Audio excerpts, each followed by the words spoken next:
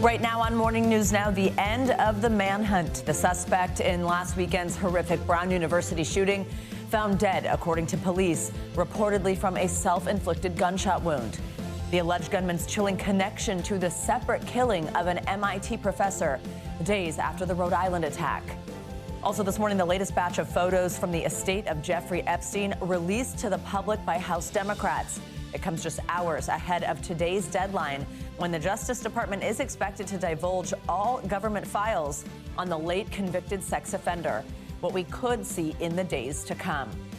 Plus, the major new TikTok deal that's putting the future of the wildly popular app, at least here in the U.S., primarily in the hands of new investors.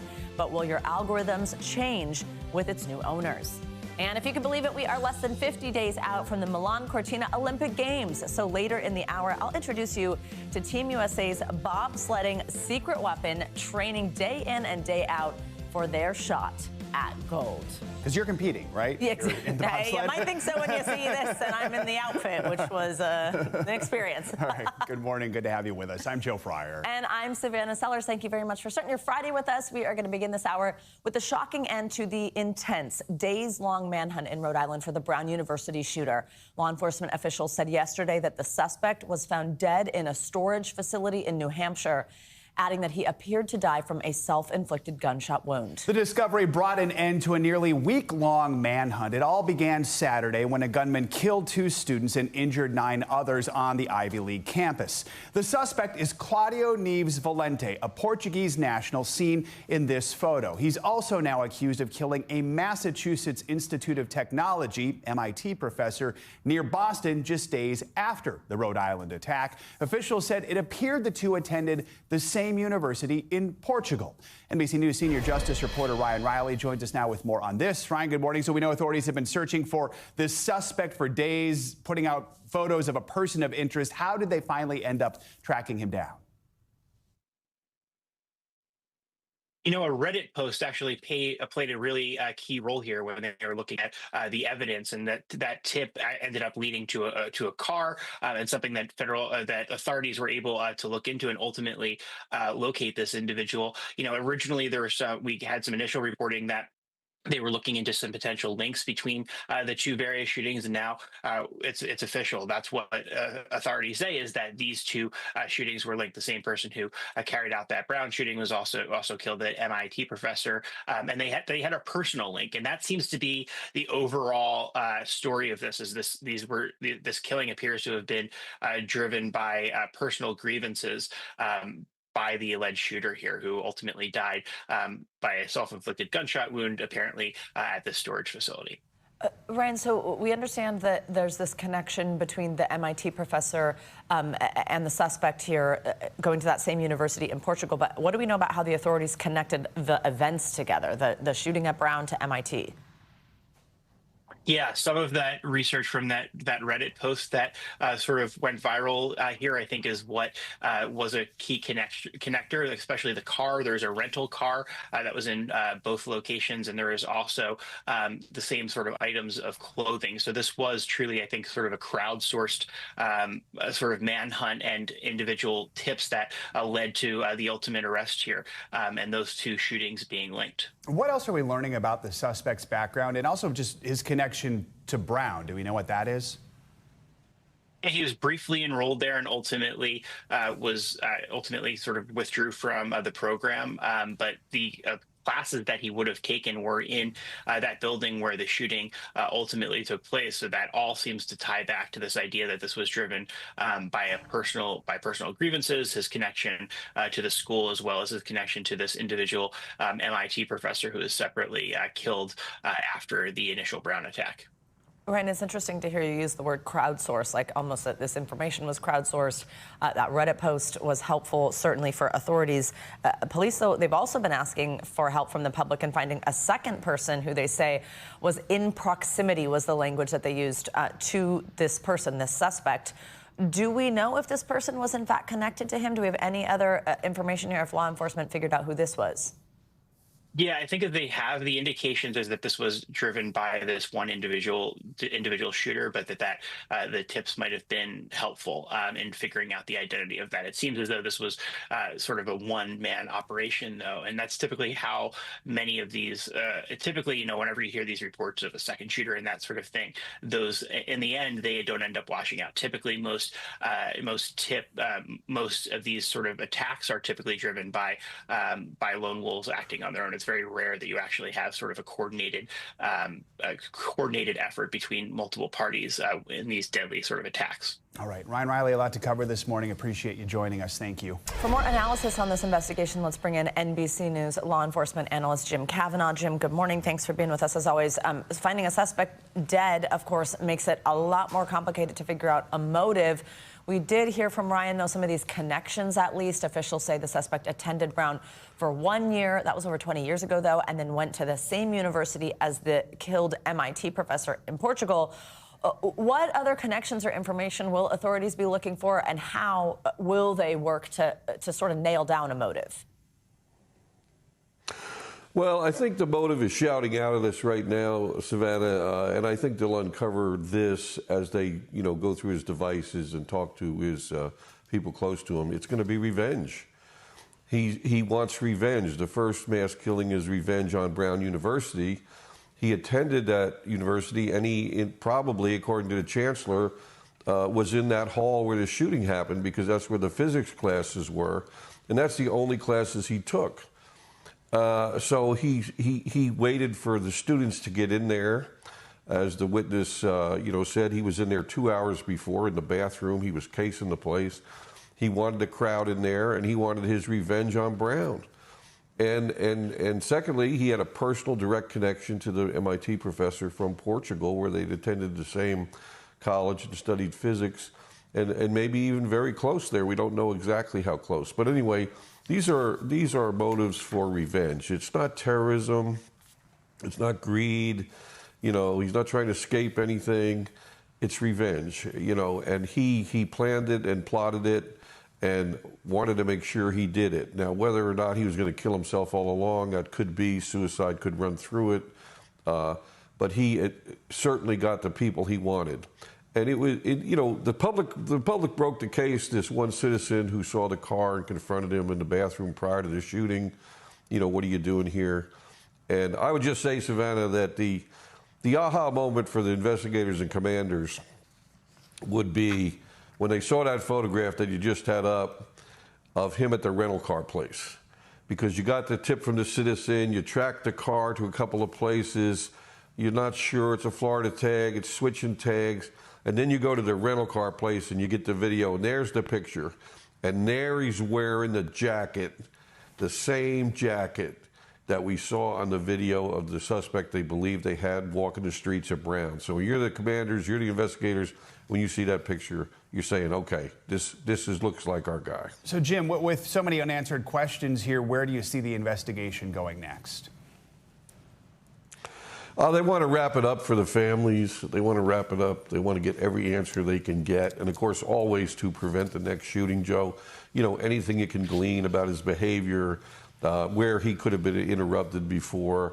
FBI will be sweeping those electronic devices. The detectives are going to be interviewing his families. What a great job by Providence PD detectives, state police detectives, and all the agents from all the agencies involved are dropping all these little things in there. ATF's going to be tracing those guns, checking on the ballistic signatures. I'm sure IRS agents helped them with financial records, maybe to find a storage facility.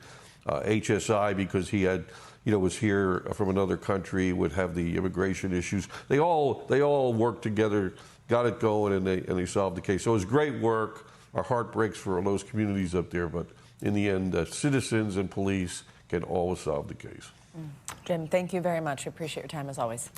Today is the deadline for the Department of Justice to release all of its files on the late convicted sex offender Jeffrey Epstein. It comes one day after Democratic members on the House Oversight Committee released a new batch of more than 60 photos they received from Epstein's estate. Many show the financier posing with major figures from the world of politics, business, and entertainment. NBC News Capitol Hill correspondent Julie Sirkin joins us now with the latest on this. So, Julie, walk us through what is expected to happen today. How many documents could be released, and what are lawmakers hearing ahead of the release about what's actually in them? Hey, good morning, Savannah and Joe. I think it's important to remember that this is all required by law. Congress passed the Epstein Transparency Act last month. It requires the Department of Justice, the Attorney General, to release all documents concerning Jeffrey Epstein's life and death, investigation into his multi-year crime spree, every interaction that he had with his accomplice, Ghislaine Maxwell, and they're required to do it by end of day today. Thomas Massie, who is one of the lead authors of that bill, a Republican, released quite a lengthy video yesterday walking through all the steps of what the public should expect to see, because remember, these documents not only will be released to Congress, they should be published by law so the public can search and access it very easily. Take a listen to what he said. The victim's lawyers have been in contact with me, and collectively they know there are at least 20 names of men who are accused of sex crimes in the possession of the FBI. So what Massie said is there are at least 20 men that he expects to be named in this trove of documents that will be released or should be released by the DOJ. If any names are missing, he says, then he knows that the government has not complied with this law and has not released all of the documents. Julie, tell us what we did see in the batch of photos that were released yesterday. Who's in them? Yeah, so this is different than what the DOJ is expected to release. Remember, the House Oversight Committee is conducting a separate investigation. You see some of those photos on your screen. This comes from the Jeffrey Epstein estate. There was a subpoena issued over the summer for these documents. They've been receiving them pretty much every single month, sometimes week by week. Some of the photos, as you see on your screen, show what appears to be a girl or a young woman with passages from the book Lolita written around her, on her feet, on her spine, on her neck. Lolita, as you know, was about a man who had an obsession with a 12-year-old girl and had sexually abused her. There were other photos that released as part of the 68 photos, 95,000 total that were received, though, by the committee. Democrats releasing some of them. That interaction that you see on your screen was apparently a message in which somebody was trying to communicate about potentially sending in girls from overseas. There were documents as well that were found, identifications from Russia, from Ukraine, from other countries. So it just shows you the sprawling nature of Jeffrey Epstein and his accomplices' crimes. Julie, we know President Trump has not been accused of any wrongdoing in connection with Epstein, but what are lawmakers on both sides of the aisle saying about the release that we're expecting today? Well, as you recall, it was President Trump on the campaign trail who said over and over again that the government has to be transparent when it comes to the Jeffrey Epstein issue. What Democrats, including on the Oversight Committee, have been trying to highlight is that perhaps the president has something to hide, since he did have a personal relationship and a friendship with Jeffrey Epstein at some point decades ago. Now, the president has not been implicated in any wrongdoing, but we are hearing some Republicans come to his defense. And on the other side, Democrats who essentially accuse him of a cover-up in that his Department of Justice did not release these documents sooner. Take a listen to what we heard from both of them. I feel like in a way that it was used as a political smear campaign. The law is very clear. There are going to be consequences, not just for the Attorney General, but for anyone who's not complying.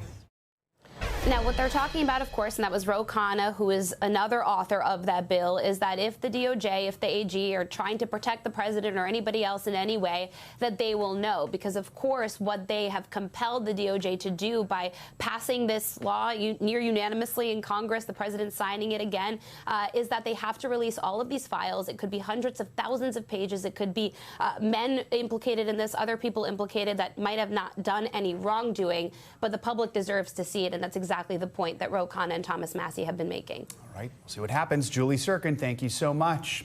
Now, Now, the U.S. version of TikTok officially is becoming majority owned by American investors. According to a memo obtained by NBC News yesterday, the app's parent company, ByteDance, has signed binding agreements to create a joint venture for the app here in the U.S. It was part of a deal with the Trump administration. So Savannah's going to help us break this down. So first of all, we know this has been a long time coming, but what do we know about these American investors? So many years of drama, right? So we have a little bit of a picture here. First, we're hearing that 50% of this is going to be this consortium of sort of like major investors. What we know so far is 15% each for Oracle, Silver Lake, MGX. Those are all names that we've heard around TikTok, some of whom are already existing investors in the company, or in the case of Oracle, even fully doing business with the company by maintaining that U.S. user data, even for years prior to a lot of this drama going on.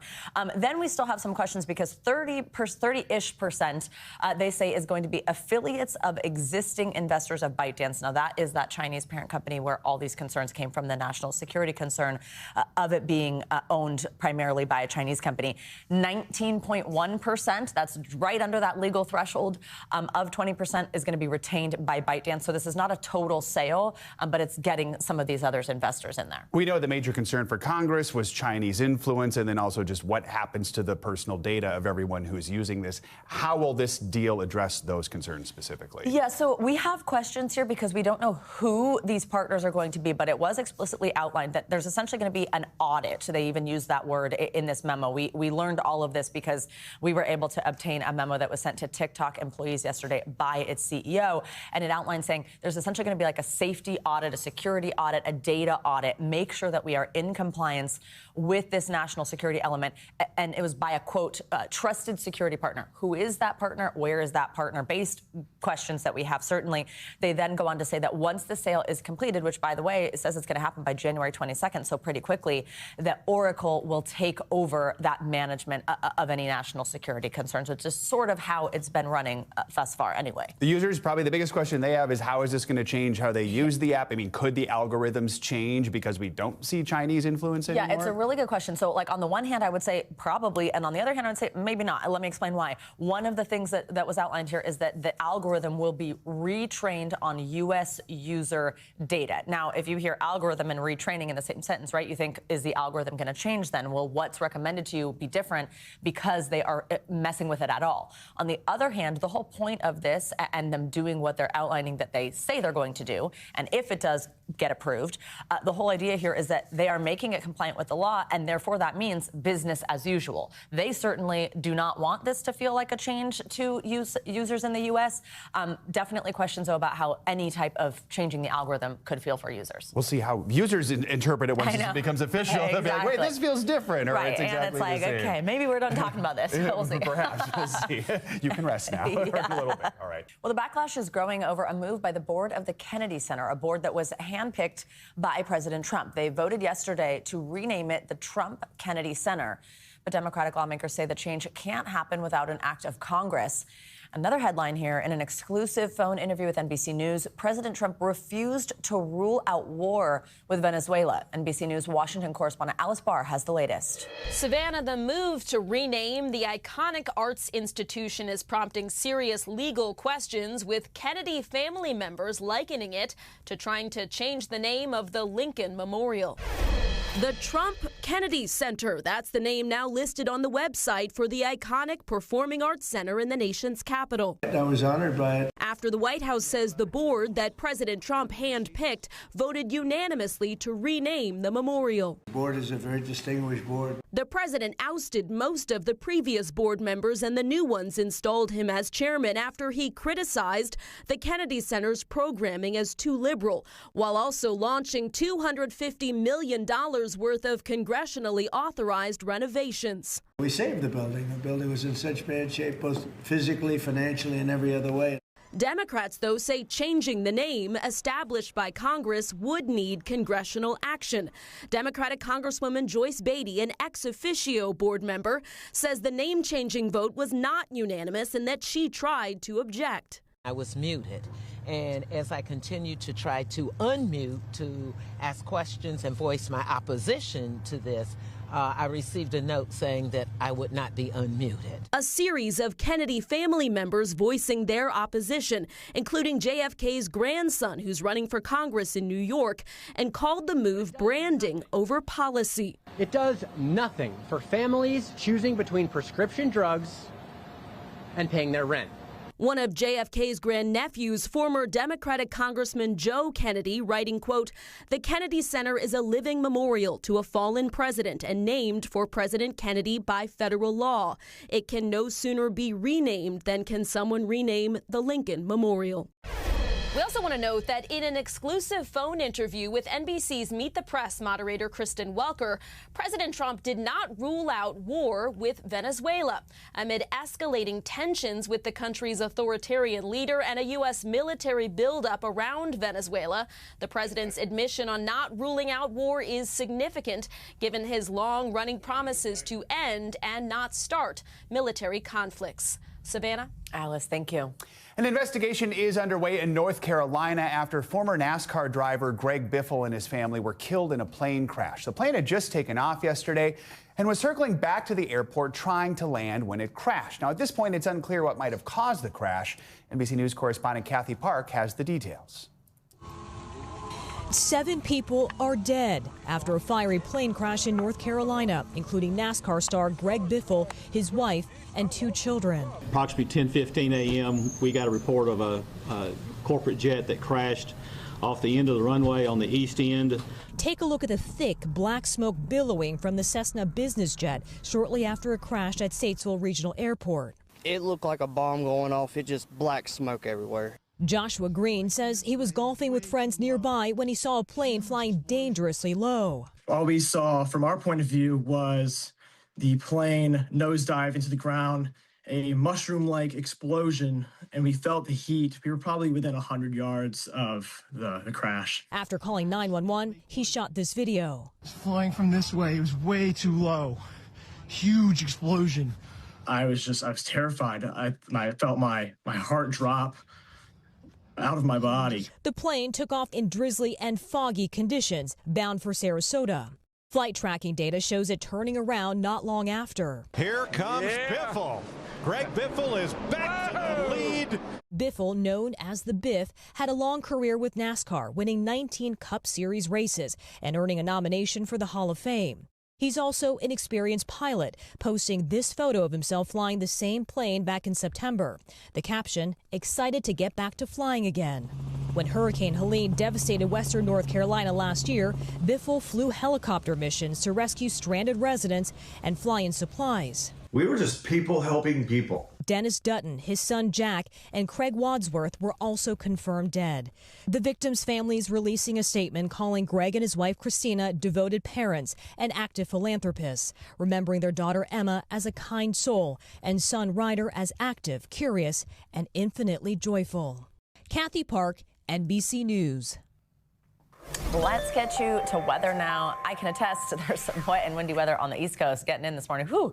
Right as we head into the weekend, let's get a closer look with what you can expect with your morning News Now forecast. Angie Lassman's here. Angie, good morning. Hi, guys. Good morning. Today is problematic for a couple of reasons. We've got some really heavy rain working through parts of the Great Lakes and the Northeast and kind of working its way to the east, but it's also quite windy. So an umbrella going to be a little difficult for you here as you get out the door and make your commute to wherever you're going this morning. Here's the deal as far as what you can expect as the day goes on. Notice that system will push through, but between now and really the evening hours, we've got some heavy rain. We've got the potential for some thunderstorms, fairly rare during this time of year, of course, but we've got all that instability in the air, and that's going to fire up likely some thunderstorms as we get through the late morning, early afternoon hours. And then those strong winds, they're going to be sticking with us. 50, 60 mile per hour gusts are going to be possible. Notice we'll also see some additional lake effect snow happening. As we gear up for tomorrow, we'll see this kind of quicker system move across the Great Lakes. And you guessed it, that triggers some more of that snow, specifically lake effect snow we'll watch for your Saturday. The winds alerts, they span about 70 million people right now. So you can see up and down parts of the Northeast and stretching through the Appalachians. We've got New York, Boston included in there, and 40 50-plus mile-per-hour gusts are what we're going to expect. Nantucket, notice that peak gust coming in through tonight, at least, into those low 60s. Now, look, one other thing is going to happen as this system moves through. If you've gone outside in the Northeast over the past 12 hours or so, you've thought, oh, it doesn't feel too bad out there, especially not compared to where we were about a week ago at this time. But here's our temperature at 7 a.m. 56 degrees in New York, 59 in Philadelphia, 59 in Washington, D.C. That front is going to come through. We're going to see the wind switch. So instead of that warm air coming up from the south, we're actually going to see a Arctic blast work through the region, guys, and we could see a 20-degree temperature drop in a matter of 12 hours. So we're going to be, as we get into the evening hours tonight, into the 30s. It will not feel balmy. It will not feel mild across the Northeast. It's going to be a big difference in what you're feeling right now as you get out the door. So prepare for that, along with the rain and the wind, too. So we get the cold winter weather, just the snow's gone now. Yes, exactly. I know. Yeah, why can't it be cold? I have the same complaints. Mother Nature's inbox is full. Winter heavy rain is just like, I know. I would rather it be heavy snow or sunny. Right. Yeah. Exactly. We're all on the same page We're here. not blaming you like that. Thanks, Angie. You got it. Much more to come on this hour of Morning News Now, including the Trump administration's latest push to crack down on gender-affirming care for minors across the U.S. But first, after the break, Europe's multi-billion-dollar show of support for Ukraine as Russia's Vladimir Putin holds his year-end Q&A this morning. We've got more on that next. We are back with an NBC News investigation into the destruction of Gaza, which was turned into a virtual wasteland during Israel's 2-year war on the Strip. And despite a ceasefire, the Israeli military continues to demolish homes and buildings in the Palestinian enclave. Israeli Defense Forces claim it's a military necessity. But an NBC News investigation has uncovered that much of this demolition work is being carried out by extremist Israeli settlers. NBC News international correspondent Raf Sanchez returned to Gaza as an embed with the Israeli military and has this report. We head into the ruins of Gaza to investigate what's behind the trail of devastation left by Israeli forces. You look out over this endless expanse of destruction, just rubble as far as the eye can see, and it is very, very hard to imagine people one day coming back to live here. The IDF says its demolition of Palestinian homes, which is ongoing even after the ceasefire, is a military necessity. Israel's operating to remove terror infrastructure, including tunnels, in these areas. But an NBC News investigation reveals the demolition work is often carried out by extremist Israeli settlers. Soldiers and contractors from the occupied West Bank, who say openly their goal is to build new Jewish settlements in Gaza and ensure Palestinians have no homes to return to. Like this rabbi turned reservist soldier. He says here, Gaza belongs to us. Many other settlers heeded the demolition call, among them Avraham Azulai. Killed in an ambush in July, the attack filmed by Hamas. Even at his funeral, calls for more demolition in Gaza, giving a glimpse into his ideology.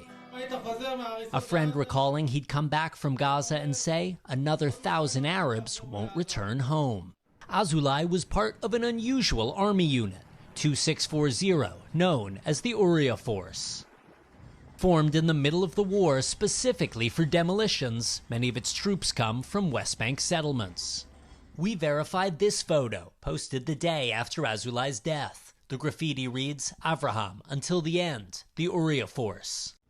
In the following days, this video circulated on Israeli social media, claiming Azulai's comrades had dedicated the destruction of more than 400 buildings in his memory in the week after his death. Satellite radar data shows demolitions surged that week. The neighborhood where Azulai had been working almost totally erased. Is there military discipline being imposed on these demolition units, or are they just running wild out there? A war is long and hard, and there's work in maintaining the responsibility of people, and that's been done.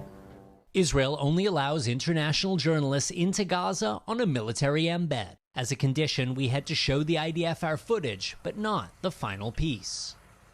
But this Israeli soldier, speaking to us on condition of anonymity, tells a different story. It became clear to me that what we are doing is wrong, that it is not serving any military purposes. Civilian contractors also did demolition work in Gaza, recruited by Facebook ads. One told us he was paid nearly $500 a day, 3 times an average Israeli salary. Among the contractors, Inon Levy, a notorious settler, seen on video in July allegedly killing an unarmed Palestinian man. Levy was arrested by Israeli police, his lawyer arguing he acted in self-defense in the face of an angry crowd. He hasn't been charged and was freed days after the killing. And in a court transcript obtained by NBC News, his lawyer confirmed he was working daily as a contractor in Gaza City. Israel's Ministry of Defense declined to comment when we asked whether it vets contractors before sending them to Gaza. The Kabbalan family is one of many now living in tents on Gaza's beachfront. Their home in Han Yunis was likely one of those demolished by Unit 2640. Our home was destroyed, says 11-year-old Amira, and all our memories went with it. Raf Sanchez, NBC News. The Australian government has launched its biggest gun buyback in decades following that terrorist attack at Bondi Beach. NBC News international correspondent Claudio Lavanga joins us now to take us around the world in 60 seconds. Claudio, good morning. Savannah, Joe, good morning. Well, that's right. Today, the Australian Prime Minister Anthony Albanese has announced a national buyback scheme for firearms that he says will help authorities to get more guns off the streets. Now, Albanese said he expects hundreds of thousands of firearms to be collected and destroyed through the scheme. The announcement comes after the outrage caused by the shooting on Bondi Beach on Sunday that left 15 people dead and several others injured. Let's come back to Europe now, where on Thursday, European leaders agreed to provide the equivalent of $106 billion to Ukraine as an interest-free loan. The money will be underwritten by the EU's budget and will not be backed by Russian foreign assets in the EU. The proposal to use Russian assets divided leaders in Europe recently, especially in Belgium, where most of the assets are being held for fear of retaliation from Russia. And let's end this tour of the world in the UK, where the Prince and Princess of Wales released this year's Christmas card. The springtime image taken in April shows the royal couple together with their 3 children, Prince George, Princess Charlotte, and Prince Louis, sitting among blooming daffodils. The photo was released on social media with a caption that simply said, wishing everyone, of course, a happy Christmas. Joe, Savannah? A springtime Christmas photo. I like that. I'm going to shoot next year's now. Good to see them doing well. Thank you. Coming up, it's no secret that AI is becoming all too familiar to students across the country. So after the break, we're going to take a closer look at the group offering so-called boot camps to teachers who are looking to bring the rapidly emerging technology into their classrooms with safety on their minds. We'll explain next.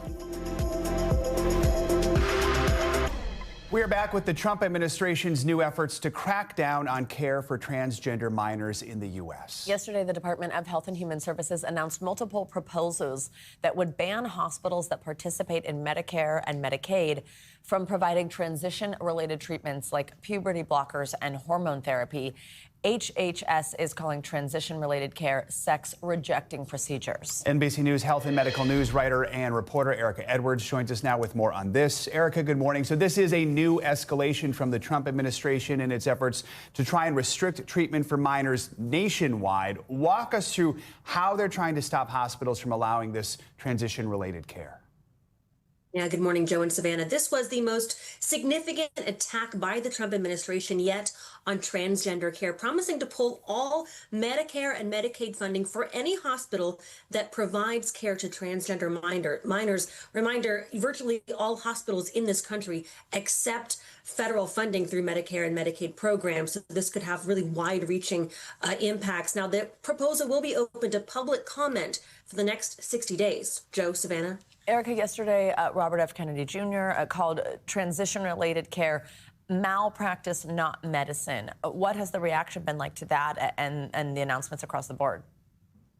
Yeah, the health secretary specifically called out the American Academy of Pediatrics in those comments. That group's president, Dr. Susan Cressley, sent an email statement yesterday. I'm going to read part of it, saying that the HHS actions misconstrue the current medical consensus and fail to reflect the realities of pediatric care and the needs of children and families, saying also that allowing the government to determine which patient groups deserve care sets a dangerous precedent. Now, Savannah, the folks I've talked with within the transgender community say the administration's actions were actually much harsher than even they expected. Savannah, Joe. And research shows when kids don't get this care, we know their mental health gets worse, suicidal ideation goes up. And we've already seen this play out because many states banned transgender health care even before this year. That forced many families to move to other states where they could get this care. But now we've got a nationwide crackdown. So how could that affect transgender health care just everywhere across the country?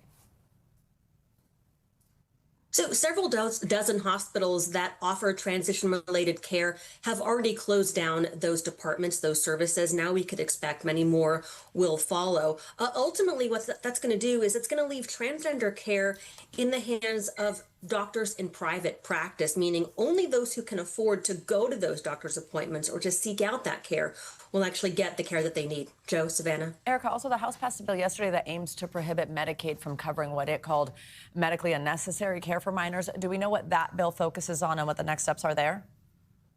Yeah, this is called the Do No Harm in Medicaid Act, introduced by Texas Congressman Dan Crenshaw, a Republican. The bill bars any Medicaid money from being used for procedures, quote, intended to change the body of an individual to no longer correspond to the individual's biological sex, male or female, including specified hormones, implants, and medications like hormones. Now, next, the bill could go to the Senate. Guys. All right. Erica Edwards, thank you. Well, this morning we're getting a look at a group that's trying to address the opportunities and challenges presented by artificial intelligence in classrooms across the U.S. It's sort of like AI boot camp for teachers. The National Academy for AI Instruction hosts these interactive workshops where teachers get hands-on practice with AI tools. They learn how to use the technology to enhance their lessons or maybe customize learning plans for students.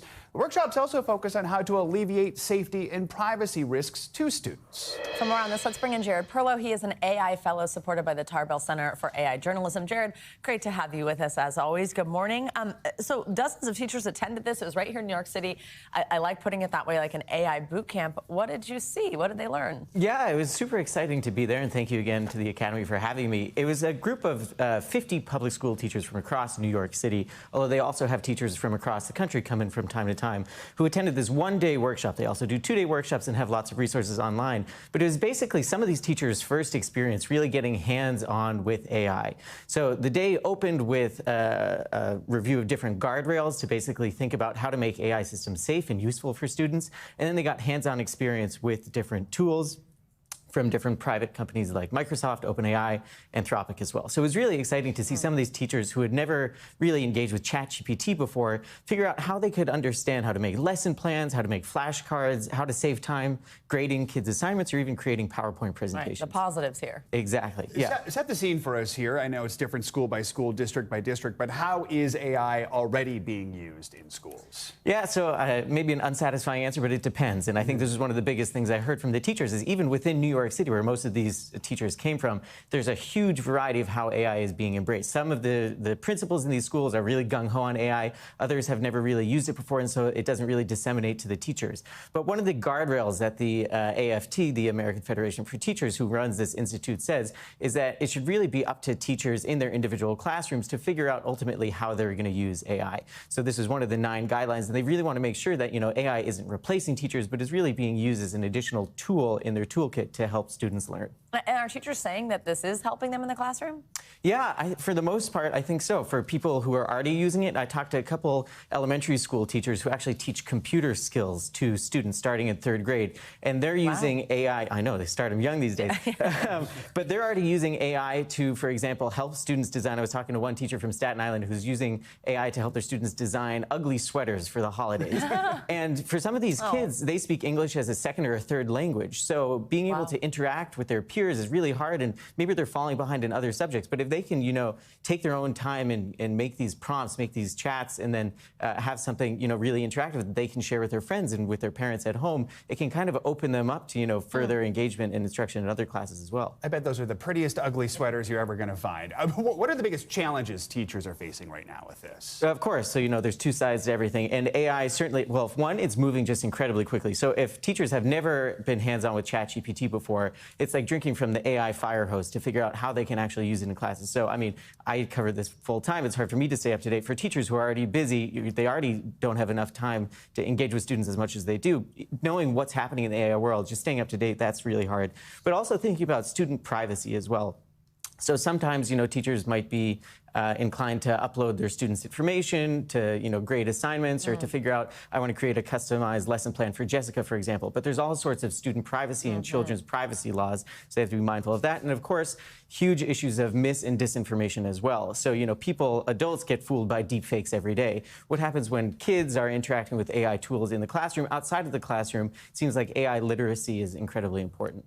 Absolutely. Good stuff. Jared, before we let you go, I also want to mention we partnered on a story we aired here last week. We tested out AI toys. Our viewers might remember because it was a little concerning what we saw and heard, to say the least. And actually, we're happy to report that that was noticed by Congress. We've got this bipartisan pair taking some action here, Senators Blumenthal and Blackburn. What are they doing? Yeah, so they sent a letter in the wake of our reporting and some other reporting that came out with our collaborators to 6 of these toy makers, which, the toys are marketed at kids age 3 and up. They basically said, what are you doing with kids' data? How are you ensuring that these toys are being developed safely so that kids aren't detrimentally impacted by the toys, and kind of where do we go from here? So I think really exciting to see the beginning of real-world impact from our reporting. Yeah, we'll stay on it, and thanks for partnering with us on that and being here. Thanks so much for having me. Good to see you. All right, coming up, a major shakeup in the world of aviation this morning that has some frequent flyers on one big carrier fed up. Yeah, when we come back, why American Airlines is siphoning off all those precious earned miles for travelers who pay the bare minimum to get on board. That's next.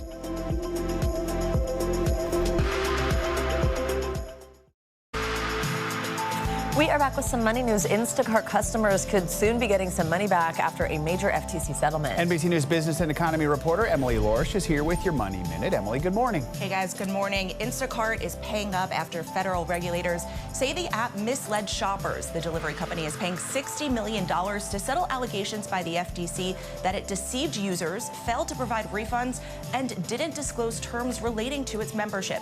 Instacart denies any allegations of wrongdoing. This comes amid reports of a separate FTC investigation regarding the company's pricing strategy. However, Instacart says it's not aware of any other pending investigations. And flying cheap on American Airlines is about to come with a trade-off. As of this week, customers buying basic economy tickets will no longer earn frequent flyer miles or points toward elite status. The industry is shifting toward rewarding higher spending passengers, and American trails rivals Delta and United Airlines in premium travel demand. Finally, if you're feeling festive and hungry this weekend, your ugly sweater could score you some free food. In honor of Ugly Sweater Day today, Chipotle's Extra Sweater Day is tomorrow, and the chain's giving fans a free entree when they buy an entree. The deal is part of the chain's Unwrap Extra holiday campaign with different offers throughout the month. Now, guys, we're festive here today in some Christmas colors, but big question for you. Do you have an ugly or extra sweater? I do not, actually. I don't, which I'm kind of surprised to say that I don't. I don't know. But I'm going to go pay We can't go to Chipotle. Next year, yeah, exactly. No, I was just going to say, I'm going to go pay full price for Chipotle now that I just saw those pictures for lunch today. Yes. Thanks, Emily. We love a good space story around here, and astronomers and amateur stargazers alike are getting an early holiday present. Not an ugly sweater. It's something they've been waiting months to experience. Yeah, an interstellar comet reached its closest point to Earth on its path through our solar system just after midnight. But don't worry, you didn't miss anything. You could not see it with the naked eye, but it did give scientists a rare glimpse at an object from a whole other star system in our galaxy. It first made big news this summer when it was discovered as just the 3rd interstellar visitor to our solar system. We're excited to talk about this one with Dr. Thomas Statler. He is the lead scientist for solar system small bodies at NASA's Planetary Science Division. Dr. Statler, good to have you with us here. So let's sum this up here. The comet expected to come within 170 million miles of our planet. For reference, that's like twice the distance between Earth and the sun. So close is relative here. Put into perspective why this is such a big deal for experts like yourself. Oh, the reason this is really interesting is just that this is only the third object we've discovered that definitely came from outside of our solar system. The technology to do this is brand new. This has been happening for billions of years, but our ability to catch these objects and study them is new. And so this gives us a window into not just a totally different place, a totally different solar system, but it may be even a totally different time in our galaxy. When things were forming, the distribution of chemical elements was totally different from what it is here. So it's a window into the distant parts of our galaxy and a window into our very, very deep past. So, Dr. Statler, what are like the big takeaways, and like what does it teach us about space and the Milky Way that is something, maybe that we didn't know before, or that really impacts what y'all do at NASA? I think the long-lasting lessons are going to be really years in the coming, because, like I said, this is a new technology to find these objects. And so as years go by, we're going to keep seeing more and more of these interstellar objects. And the more of them we're able to study, the more we're going to get this picture of what the breadth of our galaxy is actually like, and what solar systems different from ours are like. We always learn so much more when we can study things that are beyond just, our local neighborhood. And our local homegrown comets are wonderful things. They're fascinating. But to have these interstellar objects coming through and be able to study how are they similar and how are they different from the homegrown ones we're used to, that's the thing that's really going to tell us about how our own Earth and how our own solar system fits in with the entire spectrum of solar systems across our galaxy. So just how big is the window to capture all the data and information you'd like to capture? Well, the window is the entire duration of this comet's trip through our solar system. We discovered it back on July 1st. It had its close approach by Mars at the end of September, or closest approach to the sun at the end of October, and now we happen to be as close as we're ever going to get to it on Earth, which means this is the opportunity for big telescopes on Earth, on the ground, to study the comet. But this is happening at the same time the comet itself is moving away from the sun, getting colder, getting less active, and getting dimmer and more difficult to see. But the fascinating thing about a comet is that it does change over time, and you learn more for the longer duration that you can observe it. Comets, they're like us. They change over time. All right, Dr. Thomas Statler, thanks for joining us this morning. Really appreciate it. Fascinating. Thank you. Coming up, the countdown is on to February's Winter Olympic Games in Milan Cortina. After the break, I'm taking you behind the scenes with Team USA's bobsledding bombshells on their road to the gold.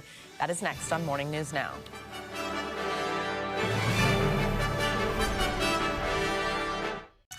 Welcome back. As of today, we are, get this, only 49 days away from the start of the 2026 Milan Cortina Olympics. Team USA athletes across the slopes, ice, and tracks are gearing up for competition, including those in bobsled. I was blown away, nearly literally, when I went to the Honda Automotive Laboratories of Ohio to get a behind-the-scenes look at how some athletes have been training. Honda is an NBC Olympic sponsor, and the company is doing their part to support the best and brightest in this sport for when they compete at the Games. With the 2026 Milan Cortina Olympics in February, 36-year-old Sylvia Hoffman, who took home bronze in Beijing, hopes to return to the ice. This means so much. This means so much. This is my Olympic medal. I've nicknamed it Bronzy. We met in China. Sylvia is the brakewoman in bobsled, pushing with all her strength and is last to hop in. There's also the job of braking at the end. It's a huge responsibility. You are not just helping to get the sled off the block and down the hill as fast as possible, but you're also the person that maintains the sled when a pilot is doing the track walks. What is the communication like when you're shooting down a hill? Honestly, it's like there's usually someone praying, which is usually the brakeman. I can attest to it. You're just visualizing as well. Where am I in the track? That's an uphill section. That's a downhill section. Okay, we're going to make this big corner.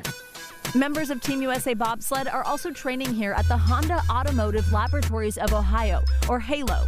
Head coach Chris Fote says hundredths of a second can count when it comes to making the podium. What does a facility like this mean for you and your team? It is a huge help for us. We're a gravity sport. There are no engines in our sleds, and the data that we're receiving from it will help us a lot here.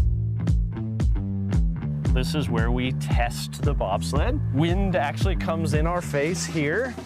Through the partnership between Honda and the USA Bobsled Skeleton Team, Honda's wind tunnel lead, Mike Unger, and engineers analyze aerodynamics, aeroacoustics, and racing to research any improvements when using sleds that reach speeds of about 90 miles per hour in competition. Working with the athletes to explain to them how to position their head and their bodies and their backs for optimum aerodynamic performance. The sled doesn't move, but remembering how you face a wind tunnel could mean a faster slide to the finish. The idea is that the athlete's positioning affects speed. We walk the circuit that makes this simulation work. I did not know we were going to see this. 5 meters in diameter, 6,700 horsepower electric motor spins that beast. So the wind that I'm going to feel when I'm up there is generated here. Yeah, it's propelled right here. This is where the acceleration starts. Above us is the actual motor and the cooling unit to cool the motor. Now it was time to take the bobsled for a test run and join Sylvia as her brake woman. Sylvia told me all I need to do is pray. Exactly. Give me 2. Yeah. First, a 5-minute practice at 25 miles per hour, where engineers use smoke as a visual for the wind. It feels like we're going down a mountain, like a slow one. Then to the real thing, 75 miles per hour. Go ahead and lean forward, so come up till you feel my hand. Right there, but then you need to drop your head. Like that. Here we go.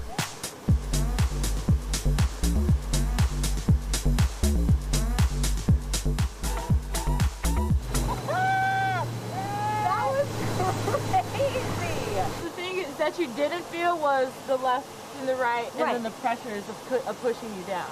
Okay, I like forgot we weren't moving. Also, my back is freezing. We got first. Yeah, we got first. You had a good back position. Your head was just a little bit high. I think with a little bit of position tuning, we could get you on the team for the Olympics. Yeah. So that's all I need to do, right? That's all you need to do. We won this. We got to go. Yeah, okay, obviously nowhere near making the team, but when I was in the wind tunnel, someone did tell me remain seated or you would go on a real ride. The partnership with USA Bobsled Skeleton and Honda extends. It's not just for the 2026 Milan Cortina Olympics, it's also at recent World Cup races. They're working together.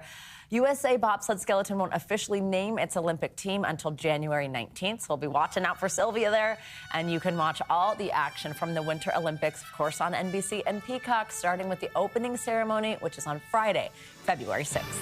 Very fun. It was fun. It was tough work. Exactly. I mean, I was obviously quite brief, my stint, but my neck was killing moving. me. Yeah, I know. Woo, I can't. Now everyone knows how I do my hair in the morning. All right, that's going to do it for this hour of Morning News Now. Stay with us, though. The news continues right now.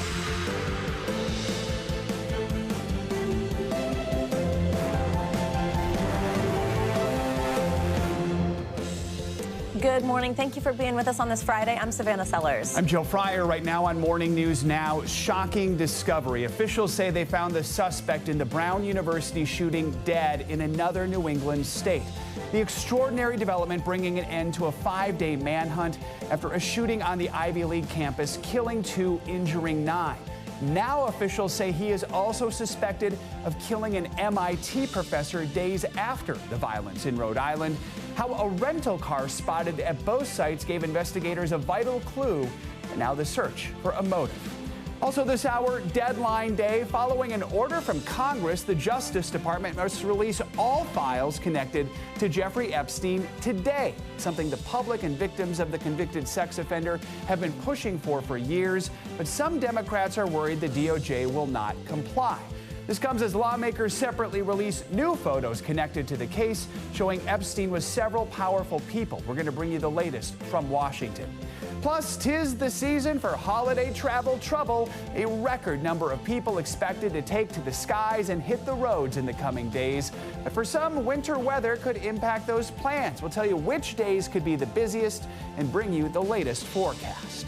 And finally this hour, looking back, we're going to recap some of Morning News Now's funniest moments from the past year, some intentional, many unintentional, as we prepare to say goodbye to 2025. Yeah, I'm nervous to see it.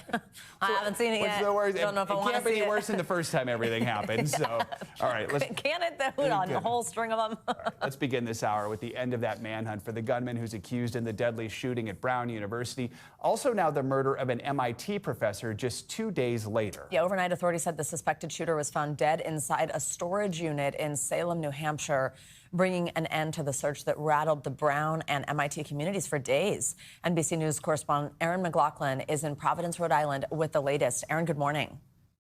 Hey there. After the mass shooting here at Brown, authorities say the suspect then drove to Massachusetts, where he shot and killed an MIT professor. They say his rental car was critical to connecting the two crimes and locating his body. They're now working to establish motive. We got him. This morning, after a 6-day manhunt, law enforcement announcing the suspected Brown University killer is dead from a self-inflicted gunshot wound. We are 100% confident that this is our target and that this case is closed from a perspective of pursuing people involved. The suspected gunman identified late last night by authorities as 48-year-old Claudio Manuel Neves Valenti, a former Brown student and Portuguese national. Police believe he acted alone. His body found late Thursday in a storage unit in Salem, New Hampshire. And in a stunning twist, the U.S. attorney in Massachusetts says the suspect is also responsible for killing MIT professor Nuno Loureiro at his home near Boston. He was sophisticated in hiding his tracks. Authorities saying they believe the two attended the same university in Portugal. My understanding is that they did know each other. The big break in the exhaustive 5-day manhunt coming from a social media post and this man, seen near the suspect on the day of the Brown shooting. And he blew this case right open, leading authorities to Valenti's rental car, which was spotted near both scenes. According to the affidavit, as the search was ongoing, a Reddit user posted that the police needed to look into a gray Nissan car with Florida plates. The next day, a man identified as John coming forward to police, saying the post was his and outlining his encounters with the suspect on the day of the shooting, first in the building's bathroom and then on the street, where he followed the suspect to his car and witnessed him walking around the block. The suspect eventually asking John, quote, "Why are you harassing me?" That person led us to the car, which led us to the name, which led us to the photographs of that individual renting the car. While the suspected gunman's motive remains unclear, authorities say the investigation is far from over. The Homeland Security Secretary announced they are suspending the program that she said allowed the suspect to enter the country. It's a program that grants 50,000 green cards each year via a lottery system to individuals from underrepresented countries. Back to you. All right, Aaron, thank you. For many, the holiday travel rush kicks off this weekend, maybe even today. Christmas is now less than a week away, and a record number of Americans are planning to be on the move. Yeah, whether you're hitting the roads or skies, you're in for some major congestion and possibly a wintry weather in the week ahead. NBC's Emily Aketa joins us now from Newark Liberty International Airport in New Jersey with more. Emily, good morning. So what's the latest with the forecast, and just what do people need to know before they hit the road for the holidays? Hey guys, good morning to you. We're already seeing some of the impacts from the winter weather and the travel season. It's officially underway. That rush that you can see some of playing out right behind me today is actually expected to be one of the busiest days at airports across the country over the next couple of weeks. And as we mentioned, the winter weather threatening some of those holiday getaways. In the upper Midwest, heavy snow making it nearly impossible to see for those getting a head start. It's expected to move into the Great Lakes region, and we're keeping an eye on the flight cancellations and delays that are already this morning climbing into the hundreds as heavy rain and wind gusts even topping 50 miles an hour move into the Northeast. Nearly 3 million people are expected to fly every day over the next couple of weeks, according to Airlines for America. And the busiest days are today through the weekend, according to that group, and then also the day after Christmas and the Sunday after Christmas. A lot of people, according to AAA, are trading in the white Christmas for some fun in the sun. 4 of the top 10 travel destinations for this time of year fall in the Sunshine State, in the state of Florida. But we know from AAA that the vast majority of Americans will be hitting the road, getting behind the wheel to reach their holiday travel destination. And some of that congestion, AAA experts say, is expected to really start to pick up later this weekend. Trip times could even double, especially around major cities, including Washington, D.C., Boston, all the way out west in Portland. Guys, with more than 120 million Americans, which is a record number for this time of year, expected to leave town, you certainly can expect company along the way. I'll send it back to you. Which way you go. All right. Thank you, Emily. Appreciate it. Thank you. Well, let's get a closer look at what to expect this weekend with your Morning News Now weather. Meteorologist Angie Lastman has your forecast. Angie, good morning. Hi, guys. Good morning. Let's stay with that holiday travel kind of forecast trend. We've got a big picture look, and you can see the middle of the country looks great. Lots of sunshine, not looking at a lot of travel trouble there. But it's the bookends of the country today specifically that if you are heading to the airports, like Emily, you're going to see kind of some difficulty. Seattle, Portland, that's where we have those heavier rains kind of working in with that atmospheric river event that we've seen kind of develop over the past day or so. We see great conditions again for the middle of the country, some windy conditions for places like Denver. You could see some slight delays there, but really Boston to Washington, D.C., likely delays in and out of the airports there. And then, of course, the roadways are going to be difficult in those locations, too. We've got the rain, we've got the wind, we've got the snow all on the table for folks in that region. Some cold winds along the Great Lakes. And then I-5, again, heavy rain, snow. We're going to see difficulty, especially mountain travel across that region. Let's zoom in, though, on the Northeast, because here's what we got right now. A big batch of moisture kind of working through. We've got some snow in addition to that rain, as well as some really strong winds. And those winds likely going to continue to cause travel trouble through the end of the day today. So even as the rain wraps up, the winds will stick with us. And you can see we kind of get this big batch of moisture that stays with us in places like New York for the first half of the day. By the time we get into the early afternoon hours, we're going to start kind of seeing the rain wind down. Not completely. We could see a line of maybe some thunderstorms fire up into the early afternoon hours. But then by this evening, much of that will be gone. We could potentially also see a couple of flakes flying because our temperatures are going to see a significant drop in a matter of 12 hours. So behind this cold front, really chilly air. In front of it, mild conditions. So you're going to step out the door in places like Boston, New York, Washington, D.C. this morning, and temperatures will be very different by the time you wrap up your workday later this afternoon. Either way, we'll keep some of that lake effect snow going on through the evening hours and into tomorrow. We kind of take a peek at our next system. It'll be weaker, but it does move across the Great Lakes and bring us some additional snow. Those wind alerts, though, they span 70 million people from Asheville up into Maine. We've got New York, Boston included in those, and we're talking 50-plus mile-per-hour gusts. That's going to be with us through the day today, guys, and we're going to see, again, those winds switch, and that's going to take us from the 50s well down to the 30s by 8 p.m.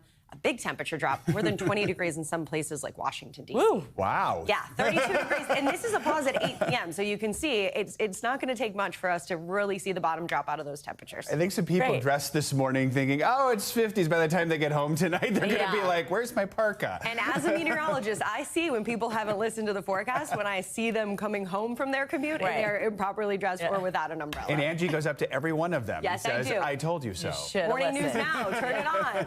We got you covered. You got it. All right, it is deadline day for the Department of Justice. The agency must release all files related to the late convicted sex offender Jeffrey Epstein before midnight. Just yesterday, Democratic members of the House Oversight Committee released a new batch of photos, more than 60 of them from the Epstein estate. NBC News Chief Capitol Hill correspondent Ryan Nobles joins us now with more. So, Ryan, first, what can we expect from today's release? I mean, just how big do lawmakers believe this could be? Well, hundreds of thousands of documents, Joe, and the Deputy Attorney General appeared on Fox this morning and said that they do expect to make thousands of files available to the public today. But he also said that there would be kind of a rolling disclosure, that it would take a period of time to get all of the documents out to the public as they're going through a very meticulous process of redacting information to protect survivors and also to prevent any sort of interruption in any ongoing investigations. But the lawmakers that I've talked to are expecting the information that is released today and in the coming days to be explosive. Listen to what Thomas Massey, who was one of the authors of the law forcing the release of these files, said yesterday. The victims' lawyers have been in contact with me, And collectively, they know there are at least 20 names of men who are accused of sex crimes in the possession of the FBI. Now, Todd Blanche, the Deputy Attorney General, said this morning that there are no plans at this point to bring any more charges against people who may have been involved in the Epstein controversy. But for the survivors, for the victims of this case, it's about accountability and transparency, and they're hoping that process begins today, Joe. So as we wait for that, we know yesterday those photos were released by Democrats. What did those show?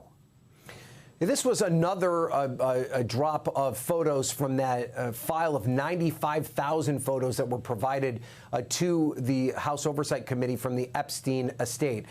These photos we're showing now, perhaps the creepiest of the collection of photos that came out. It's a series of photos of an unidentified woman with passages from the controversial 1955 novel Lolita, which is, of course, a book about a professor's obsession with a 12-year-old girl. There are also examples of a text message, which appears to be a solicitation of a young woman for pay that Jeffrey Epstein may have been involved in. There were also more photos of celebrities that were part of this drop. The House Oversight Committee told me yesterday that they're just going to continue to release these photos as they go through them in an effort to show transparency, to demonstrate that they want the public to see this information as they collect it. And Ryan, we know President Trump has not been accused of any wrongdoing in connection to Epstein and has consistently denied any wrongdoing. But how are the White House and Trump allies preparing for this release? Well, the White House Chief of Staff, Susie Wiles, said in that explosive interview with Vanity Fair this week that Donald Trump's name will be in these files. But she also went on to say that he's not doing anything awful, is how she described it. So the White House knows that Donald Trump's name is going to come up, much like the pictures of him with Epstein have come up in these disclosures from the Epstein estate, just like his name has popped up in some of these emails. I think the question here is the form and fashion in which his name pops up. The Republicans on Capitol Hill that I talked to yesterday have said that they feel as though Democrats are trying to use this as a political weapon against Donald Trump, and that at the end of the day that he's not accused of doing anything wrong. There's no evidence that he's done anything wrong, and this is more just an effort to embarrass him. So we don't know until we know, Joe, and once these files come out, that's when we'll get a full understanding of just how much Donald Trump's name is going to pop up. But at the end of the day, the survivors want justice. They want everyone to see the information that's been collected, and so that they can put this ugly chapter in their lives in the rearview mirror. Joe. All right. Ryan Nobles, thank you so much. Well, also in Washington, President Trump's allies on the board of the Kennedy Center have voted to rename the iconic institution the Trump Kennedy Center. It is a move that Democrats and some members of the Kennedy family are blasting as self-serving and even illegal. NBC News senior White House correspondent Garrett Hake joins us on this. Garrett, good morning. Savannah, good morning. And look, the Kennedy Center was created to be the national memorial to the nation's 35th president, with its name established by law. Now the center's board, remade and chaired by President Trump, is attempting to add his name to the center, too. It's just the latest move from a president intent on leaving his mark on the physical city of Washington, and it's drawing a furious response. With President Trump pushing to remake Washington, D.C. in his own image, the president's hand-picked board at the Kennedy Center for the Performing Arts now voting to add his name to the storied cultural institution and living memorial to the 35th president, John F. Kennedy. The center's website quickly updated to reflect the change. I was surprised by it. I was honored by it. The president overhauled the center's board in February, appointing allies who quickly installed him as chairman. A center spokesperson says the move recognizes the, quote, current chairman saved the institution from financial ruin and physical destruction, a reference to Congress allocating more than $250 million last summer for repairs and maintenance at the center, which opened in 1971. The center saying the vote was unanimous, but several members of Congress who are on the board but don't typically vote say they were shut out, including Democratic Representative Joyce Beatty. I was not allowed to vote because I was muted. I would not have supported this. Beatty and 5 other Democratic lawmakers on the board call the move illegal, saying in a statement, quote, federal law established the center as a memorial to President Kennedy and prohibits changing its name without congressional action. Only Congress can rename the Kennedy Center. The wannabe king and his sycophantic minions can't do it. Members of President Kennedy's family are condemning the change, including grandson Jack Schlossberg. Trump may have notched another win tonight. It just wasn't one for the country. It was for himself. And Kennedy's niece, Maria Shriver, calling the move, quote, downright weird, adding, perhaps President Trump will want to rename the Lincoln Memorial the Trump Lincoln Memorial. Carrie Kennedy saying her uncle, quote, proudly stood for justice, peace, equality, dignity, diversity, and compassion for those who suffer. President Trump stands in opposition to these values. Since the president's takeover of the Kennedy Center, the Washington Post reports that ticket sales for the center's 3 largest venues have plummeted to levels not seen since the pandemic, with 43% of tickets, that's tens of thousands of seats, remaining unsold just in September. The Post says it came to that conclusion by analyzing ticket data from dozens of shows along with credit transaction data. NBC News has not independently verified those numbers. Savannah? Garrett, thank you. An investigation is underway in North Carolina to find the cause of a fiery plane crash there. 7 people were killed, including former NASCAR driver Greg Biffle and his family. NBC News correspondent Kathy Park joins us with the latest from Statesville, North Carolina. Kathy, good morning.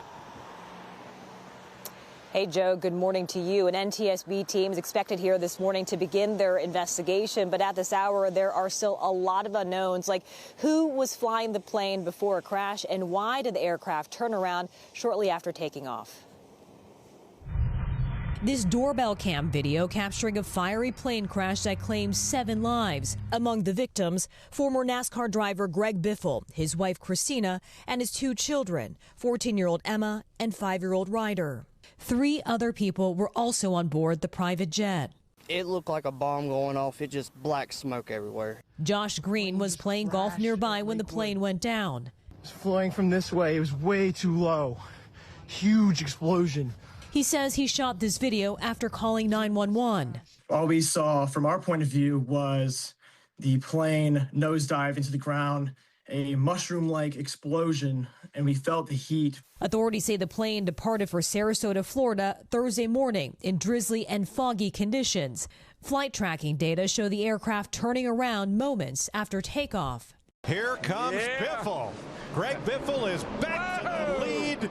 Biffle was a NASCAR Hall of Fame nominee, winning 19 Cup Series races in his career. Beyond the track, he was also a licensed pilot, posting this photo of himself flying the same plane back in September.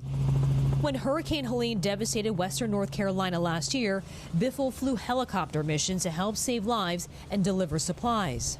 We were just people helping people. Biffle's passing has rocked the world of motorsports.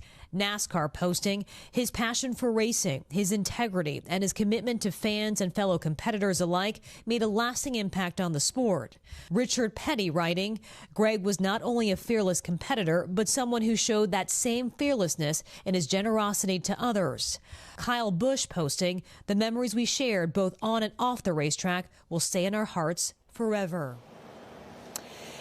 And families of the crash victims released a joint statement saying that they are heartbroken beyond words. Greg Biffle and his wife Christina were described as devoted parents whose lives centered around those young children. Joe? All right, Kathy, thank you. Much more to come on this hour of Morning News Now, including an in-depth look at one of the latest buzzwords on Wall Street. What is a K-shaped economy and how is it impacting our wallets? First, after the break, TikTok's major deal that'll put millions of algorithms here in the U.S. in the hands of new investors. How it could change the way Americans scroll. That's next. Stay with us. We are back with some news on the future of TikTok. The social media app CEO Shou Chew told employees yesterday in a memo obtained by NBC News that TikTok's parent company ByteDance has now signed binding agreements to create a joint venture for the app here in the U.S. and therefore keep it operational. Those investors include American tech giant Oracle, the California-based private equity fund Silver Lake, and the United Arab Emirates firm MGX. Chew also said that the app will be overseen by a, quote, new 7-member majority American board of directors.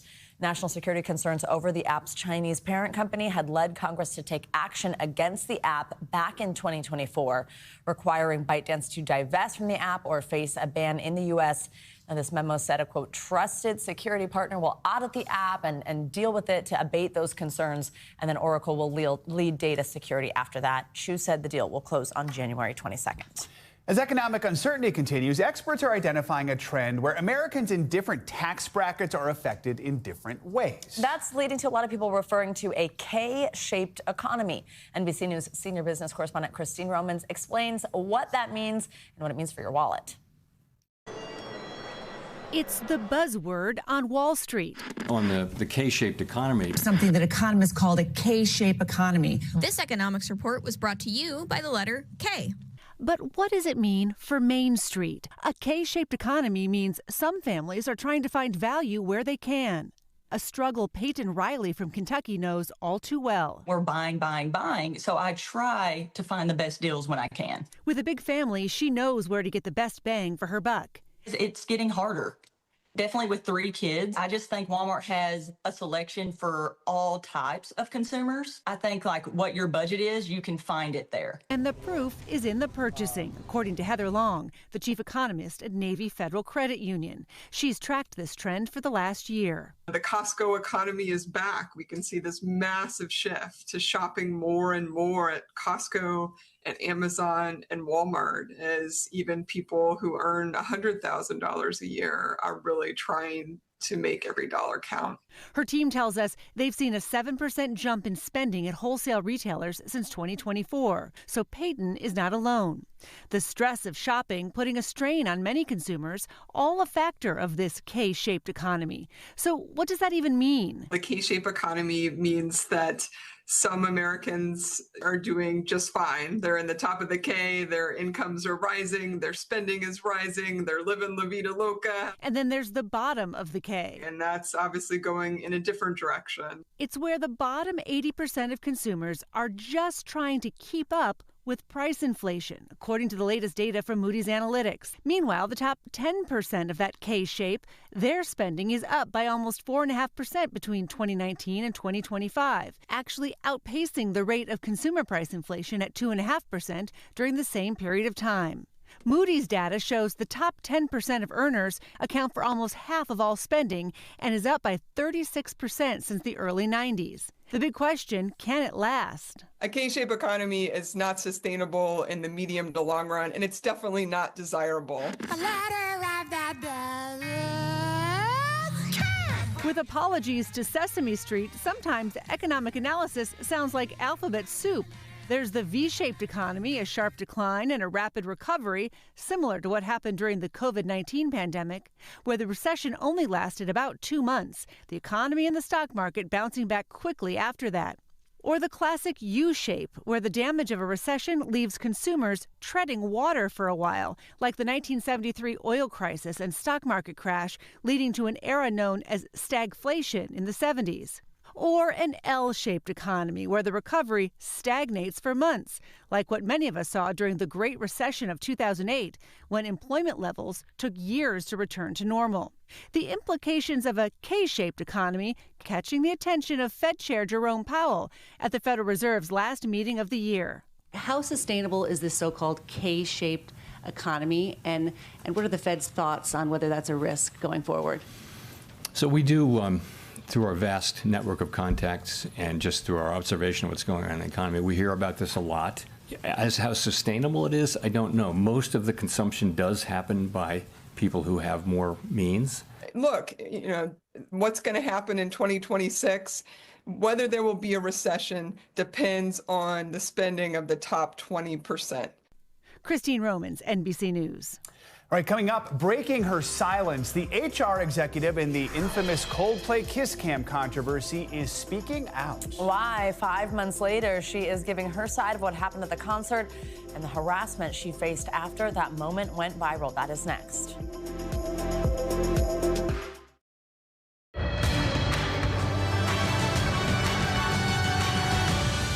Back now with a closer look at what's making news in the world of politics this morning, starting with a new endorsement for the Vice President, J.D. Vance. NBC News Capitol Hill correspondent Julie Sirkin joins us with more. Julie, good morning.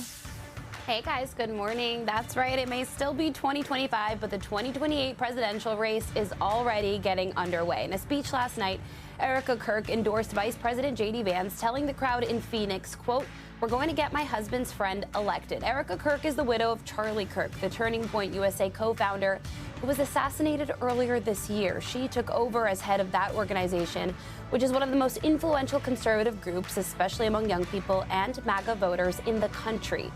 Turning now to major funding cuts within the Department of Health and Human Services, the Trump administration said on Thursday that it is beginning to take steps to end transition-related care. HHS is calling it, quote, sex-rejecting procedures. If enacted, the proposals would pull federal funding from hospitals that offer transgender care to minors, which could include puberty blockers, hormone therapy, and surgeries. And finally to Congress, where Republicans and Democrats left D.C. for the holiday break without providing any relief to millions of Americans that are enrolled in the Affordable Care Act. Senate Republican leader John Thune said a 3-year extension of those enhanced subsidies that expired this month is, quote, not happening in the Senate. That comes after some Republicans joined Democrats in the House to force a vote on doing just that. Thune has said that any extension of the subsidies must be paired with significant reforms to Obamacare, but the GOP-controlled Congress punted the issue to the new year, leaving premiums to skyrocket. And that is a look at what is making news in politics this morning. Guys? All right. Thank you, Julie. Thank you. Well, now for an update on a story from the summer you will definitely remember. The moment 2 co-workers were caught on camera and shown on the Jumbotron at a Coldplay concert. This video of the moment we're going to show you was shared around the world, with people speculating the couple had been caught cheating. Well, now for the first time, the woman in the video is speaking out and sharing how those few seconds changed her life. NBC News correspondent Liz Kreutz joins us from Los Angeles with the details. Liz, good morning. Hi, Savannah. Good morning to you. Kristen Cabot says to this day she has never been able to watch that video, but she has read some of the comments and says the story that the internet made up about her life and that moment is not the reality of what happened. Yeah. Oh, look at these two. It's 16 seconds that sparked one of the biggest stories of the summer. Either they're having an affair or they're just very sharp. That couple, later identified as Andy Byron, the CEO of tech company Astronomer, and his HR exec, Kristen Cabot, caught canoodling on the kiss cam at a Boston Coldplay concert. All right, come on, you okay? Within days, just that one video taken by a fellow concertgoer racked up 150 million views around the world, unleashing a fury of speculation. You're gonna have an affair. Why would you bring her to a concert in public? Sleuthing. And these two work together. And spoofs. All right, come on, you okay? Now, 5 months since that viral moment, Cabot, who resigned from her job amid the fallout, is speaking out for the first time. In an interview with the New York Times, the 53-year-old mother of 2 explained she and Byron were both separated from their spouses at the time of the concert, and that night was the first and only time they'd ever kissed. I made a bad decision and had a couple of high noons and danced and acted inappropriately with my boss, she said, adding, I took accountability and I gave up my career for that. That's the price I chose to pay. But Cabot says what she doesn't deserve is the intense harassment and even death threats she says she's faced. My kids were afraid that I was going to die and they were going to die. She describes how her teen children are now embarrassed to be seen with her and that just before Thanksgiving, a woman recognized her at a gas station and called her disgusting. Telling the Times of London, it has been like a scarlet letter. People erased everything I'd accomplished in my life and achieved in my career. And now, asking for privacy, saying I'm not some celebrity. I'm just a mom from New Hampshire. Even if I did have an affair, it's not anybody's business. Now, it's still unclear why Cabot didn't explain some of these things, like her separation back when this happened, but she did say she was in a very dark place at the time and that she only recently decided that silence would be acceptance, which is why she decided to speak out now. We should note that the former CEO, Andy Byron, has not spoken out or commented on this story. Cabot said they were in touch over the summer and they discussed their unemployment, and she says as she now searches for work, she has been told she is unemployable. Savannah. All right, Liz Kreutz, thank you very much. We're back now with financial headlines for you. Oracle and OpenAI are moving forward on a massive Michigan data center. NBC News business and economy reporter Emily Lorsch has your Money Minute. Emily, good morning. Hey, guys, good morning. A major green light in Michigan for big tech. State regulators have approved DTE Energy's plan to supply electricity to a massive data center being developed by Oracle and OpenAI. That's even as some people have been expressing concerns about pollution and other potential negative impacts. However, regulators say the contracts protect the power grid, community, and also come with financial benefits. And YouTube is cracking down on AI-generated fake movie trailers. According to multiple reports, the platform has terminated 2 major channels that had millions of subscribers and more than 1 billion views. That's after finding that they violated spam and misleading metadata rules.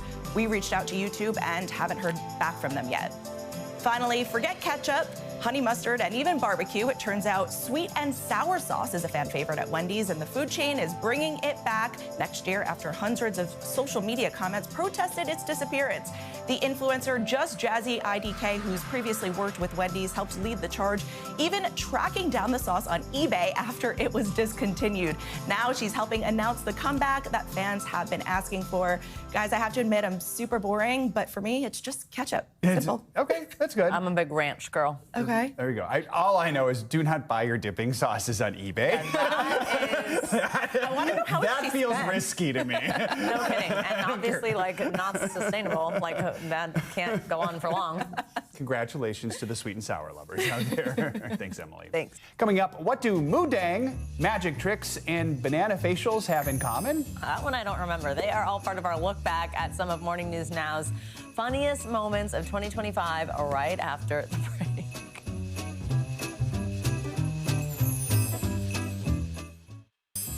Welcome back. As 2025 draws to a close, we have a special treat for you that has literally been a year in the making. Yeah, our teams put together a look back at some of the funniest on-air moments from the last 12 months. Some were planned, some most definitely were not. It all starts and ends with some holiday magic. Enjoy. Good to have you with us this morning. I'm Joe Fryer. And I'm Savannah Sellers. Thank you for starting your day with us. We're going to begin this morning with...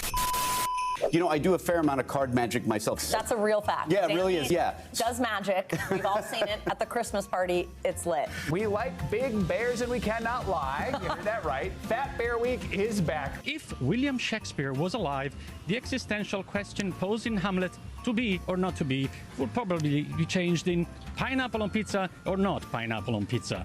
I like pineapple on pizza, but don't tell anyone. No way! A special birthday celebration for a special girl, the viral sensation who won hearts with her shiny, slippery skin and plump pink cheeks. Moodang, the pygmy hippopotamus, is celebrating her first birthday. She spent her birthday sleeping, eating, lumbering around, and unbothered by all of the attention. That I hit a half-court shot about 15 minutes ago. There's video proof of it on my Instagram. Take a shot now. Oh, yeah! God, this must be my day, guys. Sam, we have Angie Lassman waiting in the wings. No, she is going to make so much fun of me. She's This is also so laughing. embarrassing. Well, Danny, yes, Angie, you have to admit, I was not popular in high school. Do I have to say that out loud? And it turns out there are lots of people who have obstacles in their mornings. And for one reason or another, they've found, you know what, my life's a lot easier if I just wake up really, really early. There's the banana facial you're seeing there. This ice thing. There's one where like you put oil in your belly button and like tape it up or something. Fascinating conversation. I'm impressed by people who don't have to do it to be live on television getting up. I'm joined here by none other than Joe Fryer. I'm here doing very important research on Claudio's story. So I've eaten all the pasta here, most of the pizza, a few artichokes. Everyone here knows him. Tourists come here now because of NBC News Now and the international headline. The only reason they contact me on social media is to ask where the square is. They don't care about my reporting. The Oxford English Dictionary, which has added a new word from the Philippines Tagalog language. The word is giggle. You'll feel giggle right now, for example, when you look at this photo of my cat, Nico.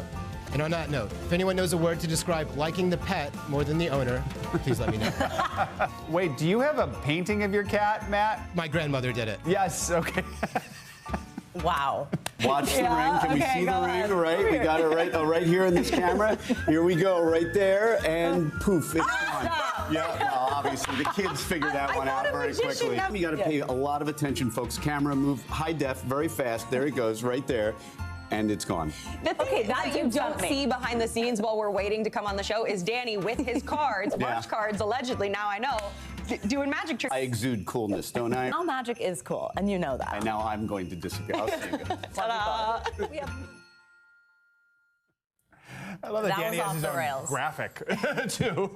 Like the Danny graphic. We need to use that more. So true. All right. A few minutes ago, we actually got some wonderful news about a member of our team. This morning, our fabulous planning producer, Tyler, and his wife, Kelly, welcomed their first child. Yeah, he's a baby boy. There he is, and his name is Nolan. And in true morning show style, he arrived just after 2 a.m., just like one of our punctual production assistants around here. Congratulations to Tyler and to Kelly. We cannot wait to meet him. Nolan is perfect. We love you guys. Yeah, we immediately put him to work. He wrote half the show this morning. So, just talented kid. Speaking of our team, it's the time of year where we like to peek behind the curtain here at Morning News Now and celebrate a group of people that you don't often get a chance to see. These are the talented, hardworking folks who work behind the scenes through the night while you're sleeping and into the early morning to bring you this show. A huge thank you to all of them.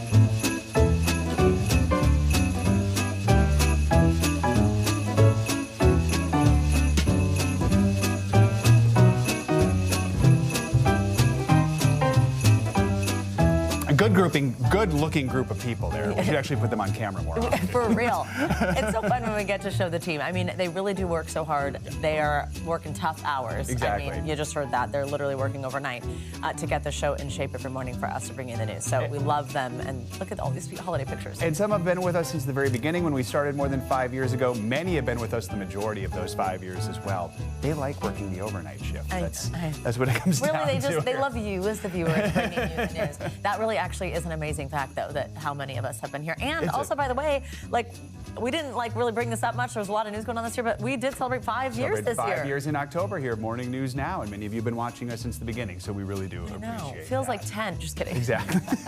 It actually blows my mind that it's been 5 years. And what a fun little look back to. This is Savannah's last show of the year. True. I'll be here a little bit next week, and then we have some friends filling in for us over the holidays. So hopefully everyone still continues to tune in. Wishing everyone out there a very happy holiday season and a happy new year. Enjoy the time with your family. We're so grateful for y'all as viewers. Happy holidays. Thank you very much. That will do it for this hour of Morning News Now. Stay with us, though. The news continues right now.